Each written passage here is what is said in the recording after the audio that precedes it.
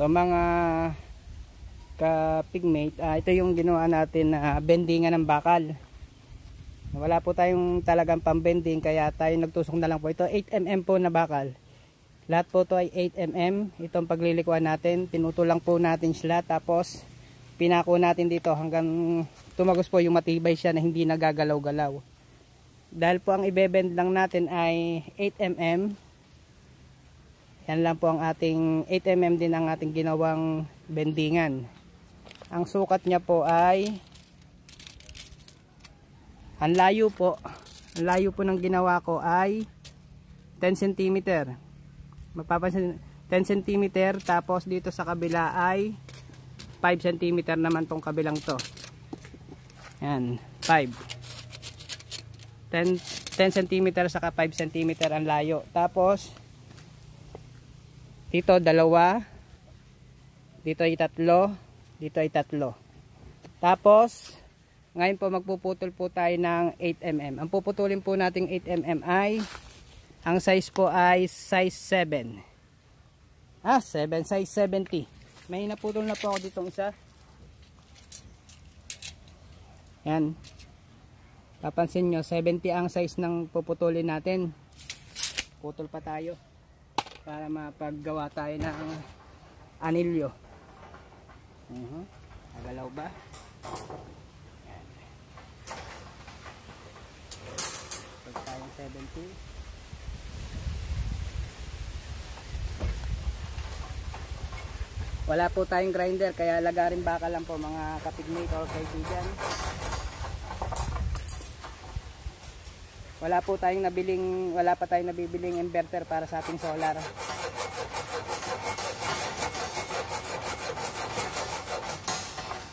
Kaya pistis sa lagarin bakal.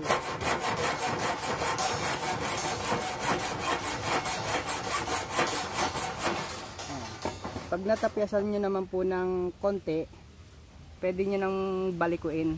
Yan. Kaya hindi masyado siyang mahirap. Tapos putol ulit tayo ng 70.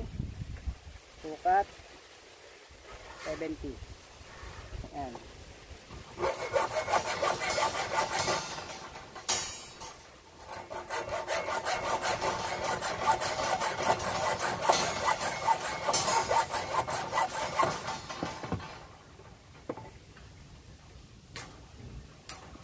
Putol lang po natin. Uli doon, tapos sukat ulit tayo, putol.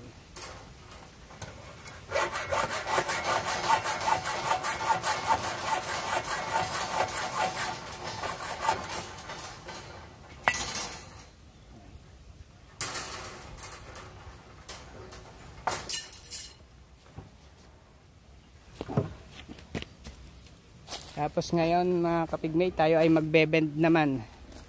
Bebend naman tayo ng bakal. Yan. Ayusin lang natin ang camera. Yan. Yung pantay. Yan mga kaibigan. Bebend tayo. Pas lang siya dito ng konti. Then dito, di ba bali 15 to 15 cm. Dito bali magiging 20 cm dito mga kaibigan. Simula dito sa dulo, palampas dito. May tanda tayo dito hanggang 20 cm. Tapos bali lang natin. Yan. Tapos dito naman, ito lapat nito ay 6 cm. Sa kalahati lang tayo maglalagay. Ito yung dulo niya. Tapos dito yung bakal, dito natin i-bend. Ayan. Kung mapapansin nyo, habang binebend siya, pumapasok siya. Ayan. Kaya bago po natin ma-perfect ang isang ganto, isang anilyo, may makuha tayong perfect, yun po ang paggagayahan natin. Tapos dito po ulit tayo mga kaibigan, sa gitna. Then bend ulit. Yan. Tapos lagay ulit natin dito. Bend ulit. Gitna po ha, dito gitna ng 5 cm. Ito 5 cm, to gitna 2.5. centimeter ha. Yan. Nakikita nyo po, ito po siyang kinalabasan ito. Tapos may isa siyang dulo na hindi pa baliko, yung pagbabalikoy natin. Yan. Sagad lang po ulit, dito ulit sa gitna. Yan.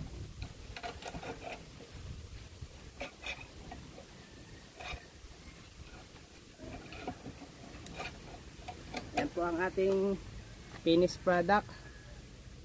Yan. Gawa pa po tayo ng mga ilan. Dito ulit. Basta galing dito mga kapigmate, magtanda kayo dito. Bali, ang ano nyo, tanda nyo ay 20 cm. 20 cm itong ginawa ko. 15 cm to, tapos sobrang 5 cm dito. Yan, saka ako magbe-bend. Bend natin dito. Yan. Gitna lang. Tapos, dito sa gitna ulit. Yan ulit yung bined natin. Yan. Kasi pag dito natin nilagay itong mga kaibigan, babanat pa siya papunta dito. Kaya mas maganda dito natin lalagay siya sa gitna. Saka tayo magbe-bend. Yan. Tapos ganun ulit dito sa kabila. Paikot-ikot lang. Yan. Ulit-ulit lang. Kulang pa sa ikot. Tapos gitna ulit, bend. Ayan. Ito naman, gitna ulit, yung sobrang konti, lilikurin natin. Ayan. Wapo ulit tayo. 8mm nga po pala itong binebend ko ngayon, ay 8mm ang sukat. Ito yung ginagamit sa ring. Gagamitin natin sa ring ng poste.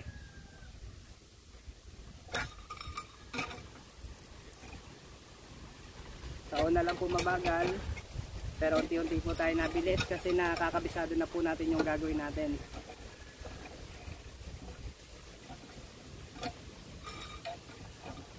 Sa trabaho po, hindi naman po kailangan mabilisan. Lalo na kung mabait ang amo. Basta sigurado po tayo sa ating gagawin.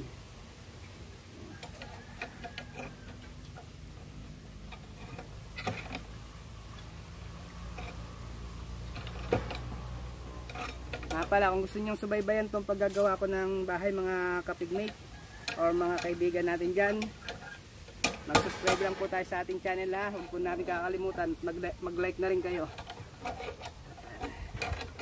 Ito po, finish.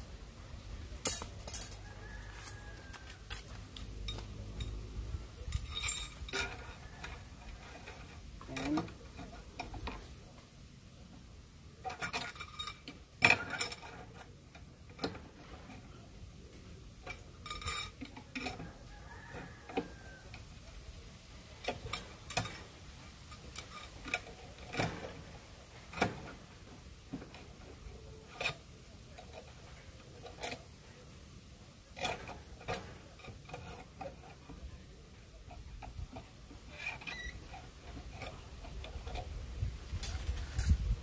Kapigmate. At marami po tayong gagawin ganito hanggang sa magsakto po yung poste natin. Ang poste natin gagawin ay bali 7. Sunod na vlog ko na lang yung mga kaibigan kung gaano karaming ikutin natin ito. Hindi ko pa po kabisado, DIY na lang ito mga kapigmate.